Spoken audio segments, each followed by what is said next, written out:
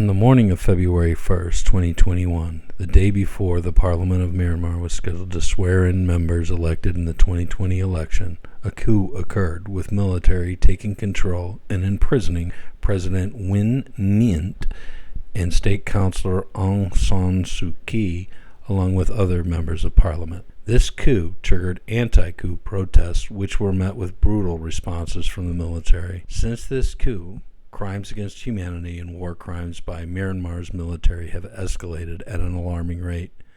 Villages have been burned down and villagers brutally killed by the military. As of March 13, 2024, at least 50,000 people, including 8,000 civilians, of which 570 were children, have been killed by the junta forces.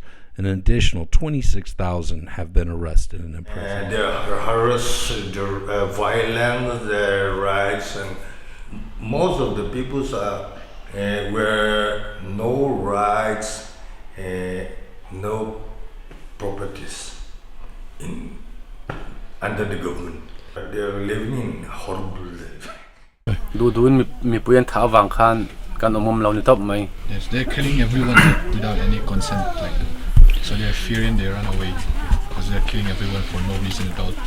One luta kan in po tunan halve ka tuna chuan hon na tu po kan nei lo. Yeah, the soldier came inside their town and burned down their village, burned down their homes, and have no place to live, so they're scared and they run away here. It's estimated that there are over 79,000 refugees from Myanmar living in India. Over 50,000 civilians have fled across the border from Myanmar's Chin state and Sagaing region into India's northeast. In the town of Zokhatar, the India-Myanmar border is separated by the river Tile. It is considered an open border with people passing freely between countries using a walk bridge. Just outside of town on the India side is a camp of 95 families that have fled when the junta military attacked and burned their village to the ground.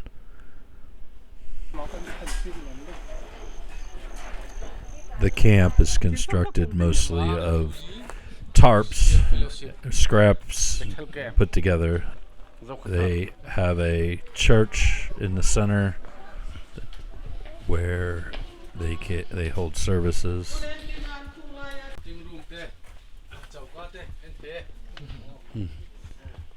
The rooms, each family has a small room. It's mostly covered in tarps, some wood. Very small living quarters. Anything that they've been able to collect over time.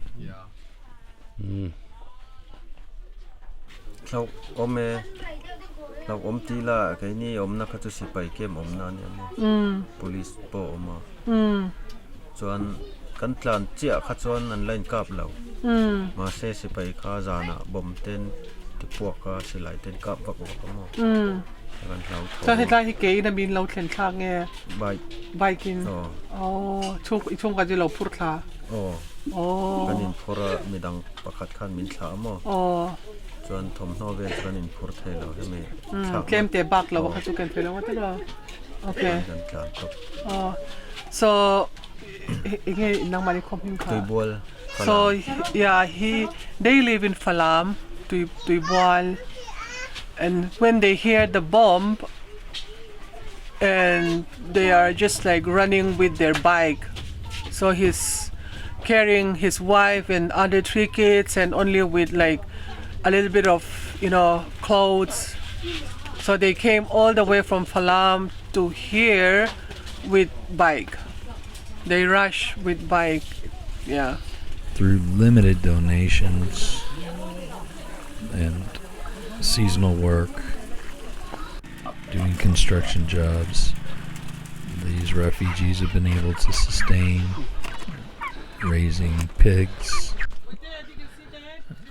other wildlife, small vegetable gardens, but still the need remains for food, subsistence for this camp.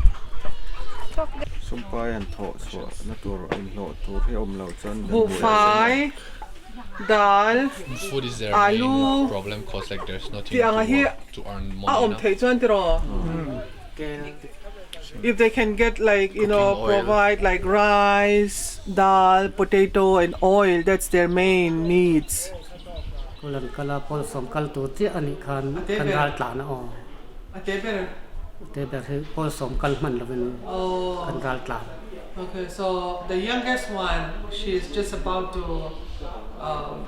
standard 10, but then yeah, they need to flee away. So อ๋อกันที่รู้จักนะกันรำบอยฟังอันเนี้ยให้เตียงอ่ะ กันให้ละมารันตานให้มิซารำให้เจ้าก็ทารปอยกันละกันเส้นหลักตาโม่ที่จะมีรำกัลงไงตาคันกันที่รู้จักตับอันนี้เป็นไหม oh, yeah, it's sad for him. He's saying that I feel sad and heartbroken because like he's never been to this place before. Scary and heartbroken that they need to live like the place where they've never been in their life. อันที่คุณตัวนักผลช่วยกันสักทีมาคนละสำนักกันตีเดียวจนยามอที่ไทยดังกันในบ็อกซี่เรากันอุปเวทกันจับโตสีเรามอที่การกระสัลในห้องกันมากป่าที่การนักเก็ตอาจจะเป็นอันก้นแหลงสุกันติดทำไมอ่ะสุกันติดมุนันนี่ไหม Oh. So right now the youngest one like he said she's learning sewing. So if she can earn a little bit from that would be good. That's what he didn't really have any high hopes for his children. กันเล่นนั่นละมาเห็นมอกันอินอังเราหน่วยไหมเทียมอเกมันนี่สูงกว่าเกมาตะกาหิจวนให้เตียงเห็นรัลกันตานะมิโซรัมให้เจ้าขัดเห็นเราถามอมีอันกอลนะที่ส่วนตรงใจนั่นแต่กันมังให้เตียรำมาหาสลุตุกเละรำหน่วยอมละวะให้เตียงอินคอมไทยนะหุ่นเละเปียกอินแข็งแต่ประเทศมินเปียกันโลมาจู่ๆเกมาส่วนดัลปันมินอมปุยนี่ค่อยมุนกันอมปุยที่ขัดเรืออมกระชาจมวงกะลม So what he's saying is he is still, faithful to God, and he is still, happy and still like feel blessed because like they don't have to stay in the jungle, the forest. They can still have like a place to worship. So he still thinks that God's with them, and he's still, faithful for that. Pha te tan hian bai sei na chabau deuh chuni zirna lama mo ei zirna kan tlan san topa helama chon zirlai bu ten ang to lo ei hindi te sap lama te mo harsana mizawa te harsana ne zirlai bu ri bo katiangan zirna la panga chon kemin kan tlan niam deuhin ka ria bai sei to ri duangin konzer thela wan tiang chu ril ru hi anom chi alawa tuna hian nau pang chu thom ring deuh pom thut sel hlau tho katianga bomri te silai ri te khia tlan kan ni wang khan mo ri thom ring deuh chi tom chon chu kha an tian hlau tho ma an ril ru te tlem chon a dik lo le So he's saying that he doesn't really have, with this situation, he doesn't have any hope for his kids. He doesn't have any dream for his kids. And even his kids also, whenever they hear like, loud sound or something like that, they are all in like still like alert. Whenever they hear like a, loud sound and everything like that, they are all like, scared. And he also think that there are like having a little bit of like mental mental problem because of what they hear, the bomb and the gunshot and everything. They are still not like normal. Whenever they hear the loud sound, they are still like scared and yeah. It's estimated that 36% of the refugees from Myanmar crossing into India are children. Many of these children have lost their parents. Some have parents, but they just can't financially support them. They're in orphanages, or in the camps. Pastor Vaughn runs an orphanage in the town of Sengao. Most of the children, much like himself, have fled from the village of Tangkao in Myanmar, which was destroyed by the military. Sports? Football. Yeah, I am Pastor Van. I am working here currently. This ministry is under DABC. DABC means Tan Tlang Association of Baptist Churches. So Tan Tlang, as we know that, Tan Tlang was completely destroyed by the military of Myanmar coup. So we could stand in there, seeing that we move to different places from Tan Tlang who are staying in Tan Tlang. All the people ran to another place, different places. So here we are 18 people staying here. So who hears about us and concerned about us that suppose every daily needs. So still we are going on. By the grace of God, God use the people, those people help us. Still we are living. Rent to any different places, all the people of Tan Tlang. So we also stay rent to here because we want to live a long life. Okay, like that. We don't want to die in Tan Tlang, so we need to rent. So we rent here. Okay. Yeah, we are living here. Now it's 18 children. 18 children. That takes a lot. Boys is 10, girls 8. Okay. Yeah, all are 18 members here. Your needs, it's help, it's funding, it's backing, it's support. 18 kids is a lot to feed, I would imagine. One of the biggest problems presenting them is schooling. Obviously important to their futures that these children are taught. Some, especially those that are in the regions on the border, are attending Indian schools.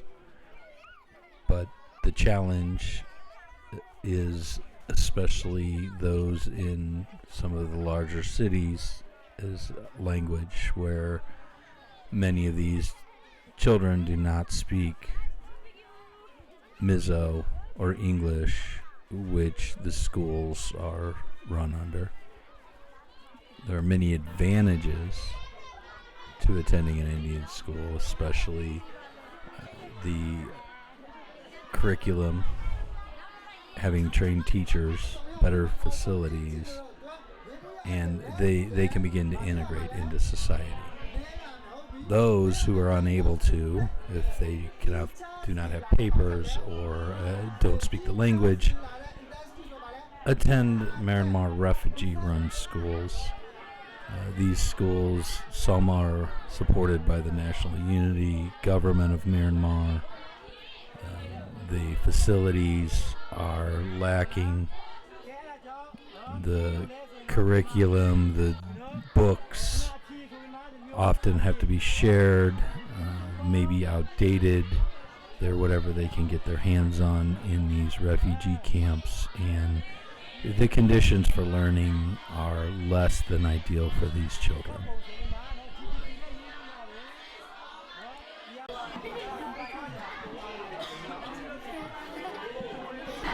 251 students and 21 staffs. Okay, they want to go back home. They want to go back home, of course, but they can't right now. Yes. Somehow they are happy to stay here. This is a place where it's a safety for a student. But of course, they miss their hometown, and sometimes they want to go home. In here, only just we stay under the rule of regulation of India, and so as we like, some part we cannot stay as we like. Some part of the day don't have freedom, and some part of the day, they are happy to stay here. From 2021, I took CDM and I came to this Mizoram. I have been taking refugee in Mizoram. Good. Crucially facing the place which is not our Burmese and usually belong, but this is we just rented the place. Then we may not able to guarantee how many years will be there. So if we get the play to be the secure, it will be good for us. Yeah, and we also here the service for as a volunteer, and without paying the salary from the parent, only volunteer. So this is the full time for us. So that if sir you consider for us like salary or something for us the teacher, it will be good for us. Because of they cannot pay for monthly fee. Only just we collect a small amount of money. We don't have any sponsor from a foreigner and from any NGO. We need money, we need salary only just for surviving. And so we cannot suffer day by day, month by month, year by year. And also because of that, we don't have a good teacher. We want to focus more for the children education. But in here, those who are getting a good clarification, they don't want to work here because of this salary. Now we are running a school. That means we are fighting for Myanmar. Through running this school. As a teacher, we have strong desire to build for education, the future education. So that's why just we are building this school. But because of the financial problem, we cannot build as we like. See, only just we build like a bamboo construction. And also we need furniture and stationery. Even when we have exam, we cannot provide. We don't have a printer, computer. If we have financial sponsor, and everything will be okay. From NGO, like small NGO and some private, only they focus to refugee, and they didn't focus for education. Just they neglect the future of the children. We start from KG to grade 12. And after passing grade 12, we are confusing and we are worried for the student, for career. And so what they are going to be, that's one of the most important. And so only just we know that only Burmese. And when we came to India, we suffered a lot for English. We don't have a good English, so learning a good English, we need a good teacher, those who can speak in English. And the same thing, only just we are suffer for English. We are labor for computer. And if they cannot speak in English and if they cannot hold in computer, what will be the student future? So that's all. Thank you so much.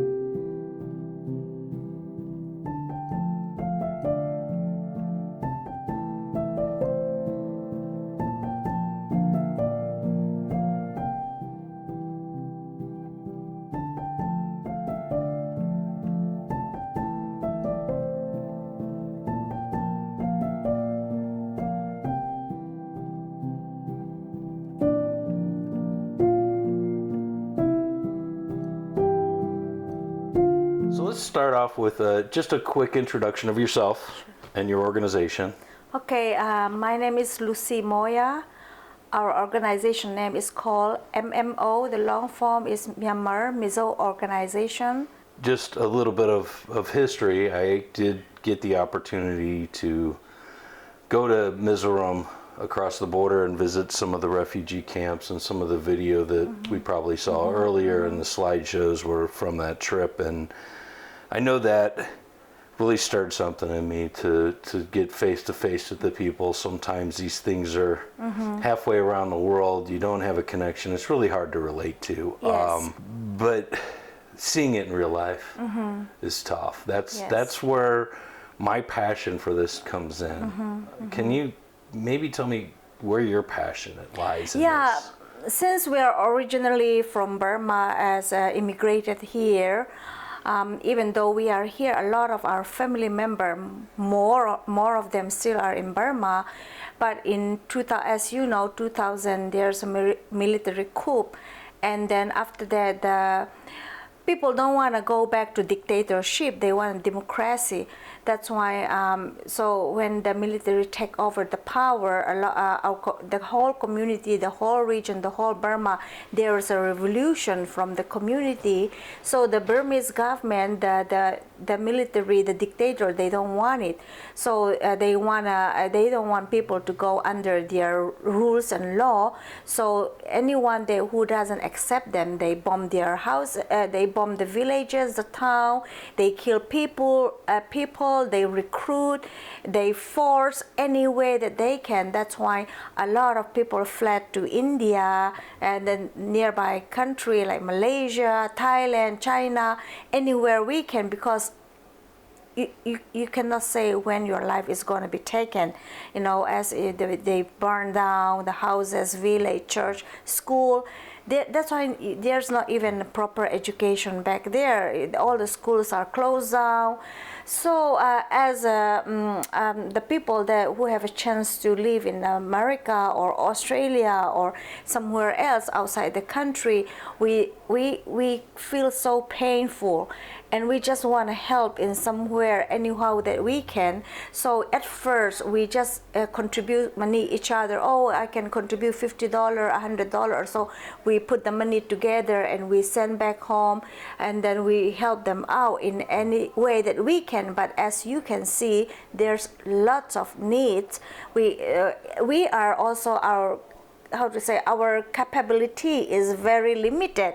Our resources is very limited. We are a day-to-day worker, factory worker, labor. So we also have to pay our own bills, and here, as you know, here we survive. But at the same time, we cannot forget about our family and friends back home. We have been doing that for a long time, but at the beginning of this year, we kind of started thinking, how about just like phone call, oh, can you please donate $50 this month, all in kind of doing, instead of doing all those kind of things, why not just start a small organization and start doing like a rush sale, and also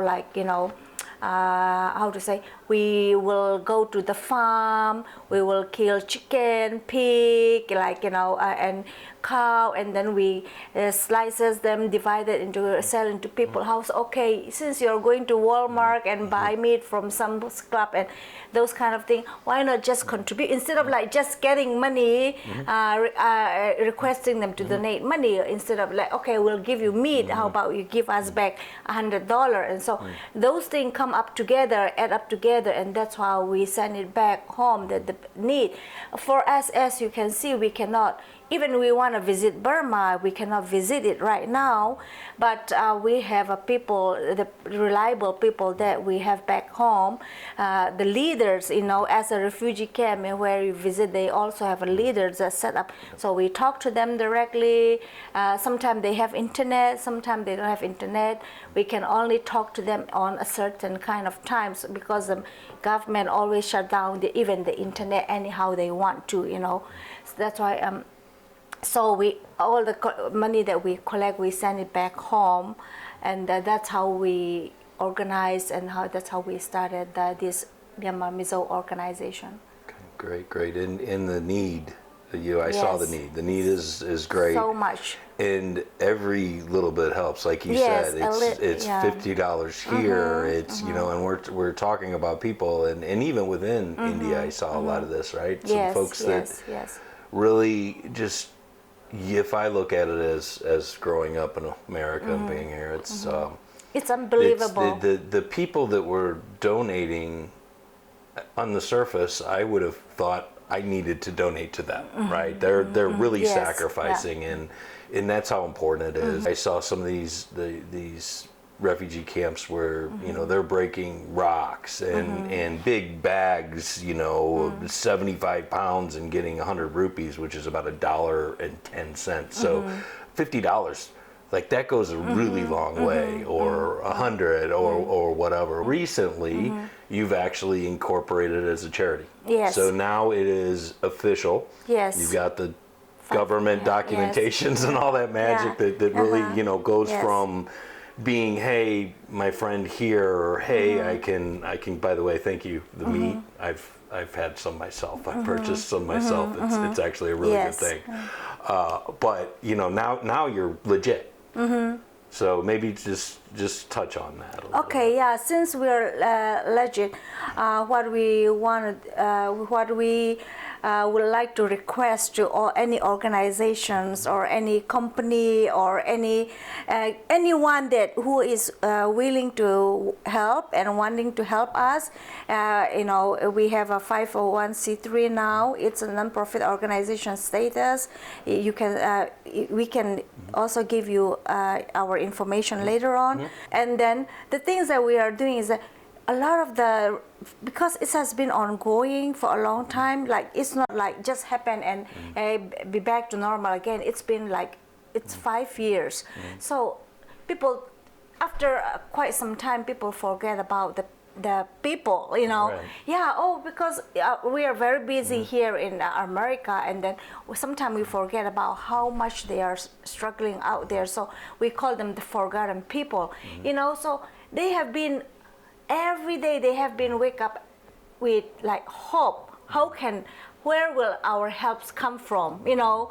So if we don't step up and do this thing, how will they survive? You know, even able to have one meal a day is a big thing for them.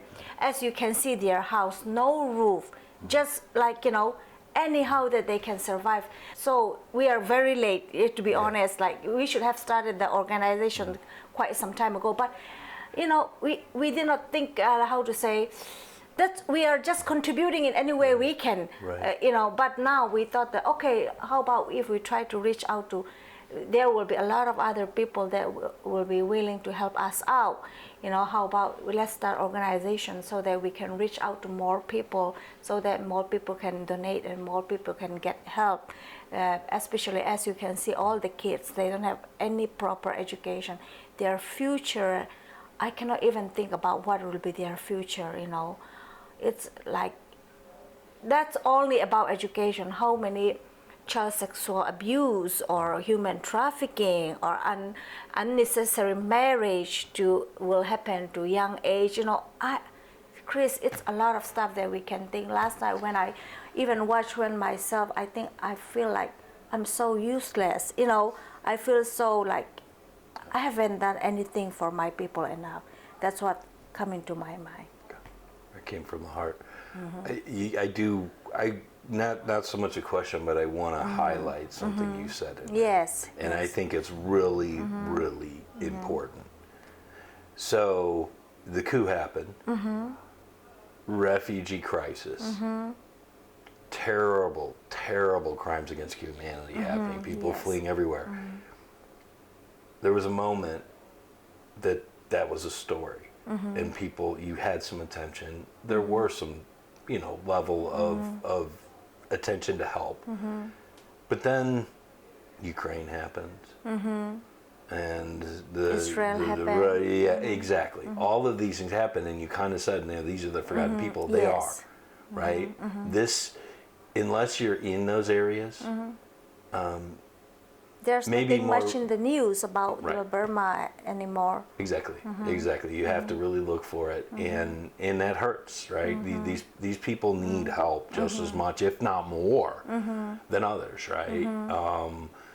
And that's why I think this is so important, right? I'm a fan of as we refer to the underdog, right? The person who isn't out getting what they need and overshadowed by others. So I think this is a fabulous cause, and I hope we can raise some money together. I hope that we can help some people together. And to your point, where it really hits home is the kids, right? When I hear that there's no, the parents just don't have much hope for their future right now, and how we can get them on a better spot. It's very heartbreaking when you hear from a parent that I don't have any hope for my kids. That's the worst kind of thing that can happen to a parents for the kids. It's not because you don't want to do that. It's not because of it's not because you don't want your kids to be successful. It's because of all this situation that you don't have any hope for your kids. When I heard that last night from one of the the parent, that say that we don't have any hope for our kids right now, it's really break me, believe me. It's because we have been here in the US, we have been planning, when they will go to college fund and this and that, what they will eat. And sometimes I even tell my kids, like, you see their food, right? What they ate. It's not just even mental. Like one of the guys say that my kids, even when they hear a little bit of loud sound, they already like startle. So because they have been bombing and shooting them anyhow they want, and then they recruit the guy, even though they don't want to participate in the military, they recruit them, or they will rape their wife, or they will rape their daughter, or kill their, so it's like a forced labor and a forced military, and then still it's like your whole life building one house is how difficult to have your own house, but then it's gone in one night with fire or gun bombing, or it's too much. I cannot express enough how difficult to be back to normal for them. But like we said before, every little bit help, every $1 help, every 50 cents, $1 or whichever. Like if there is anyone who is willing to step up and help them, we are here.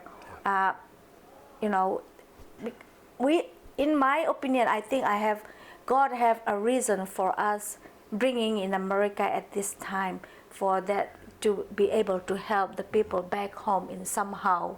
I think that we all have a reason for living, and God put us here. But as like I said before, we are all daily labor. None of us are company owners. None of us are like rich people. We have our own mortgage, our car bill and all, but that is nothing for them, right?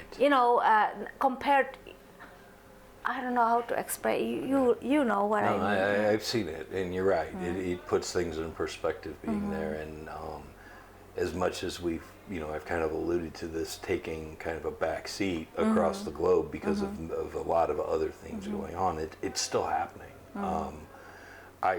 Because I search for the news and I look at the news in those areas, one of the people in the video refers to fleeing. They fled from Falam, right? I think that's how you pronounce it, Falam, right? I read just last week, might have been the week before, where Falam had started to kind of rebuild some stuff, and they had built a Catholic church there, and the government army they bombed it to the ground. So this is still very active in the need, and they can't go home.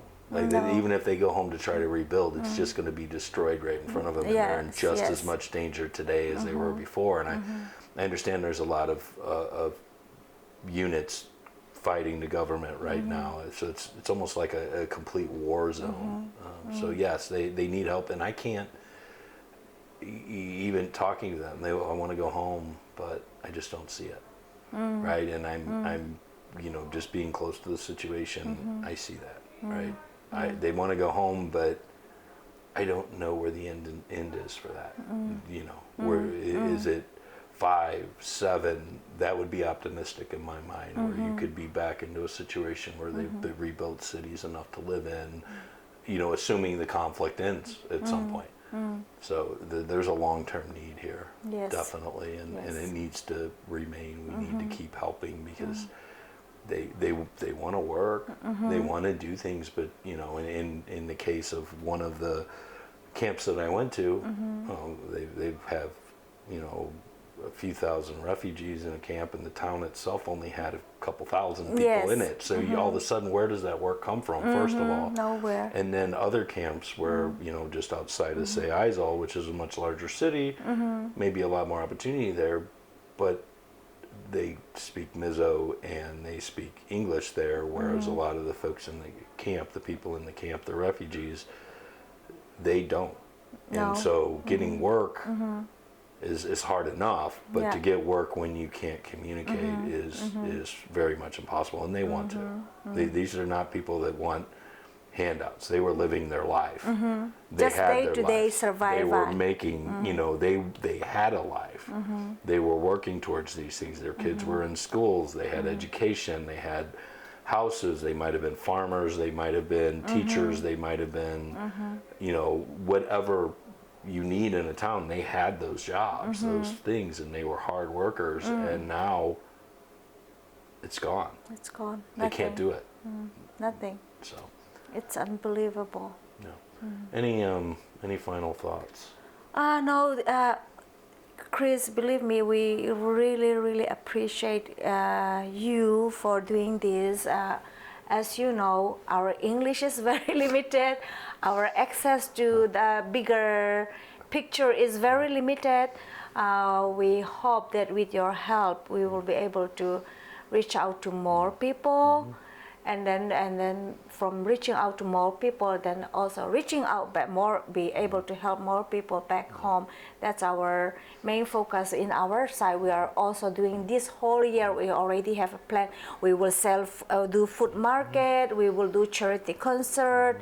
We will do more garage sale.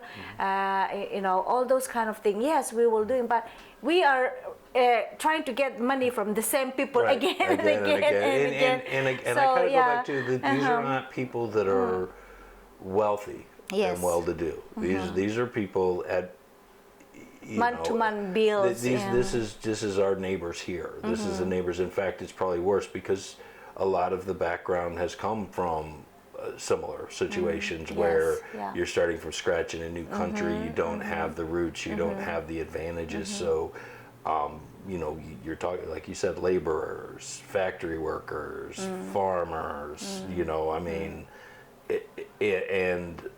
and so reaching out and branching out is necessary. We need more help. We need more people to help that.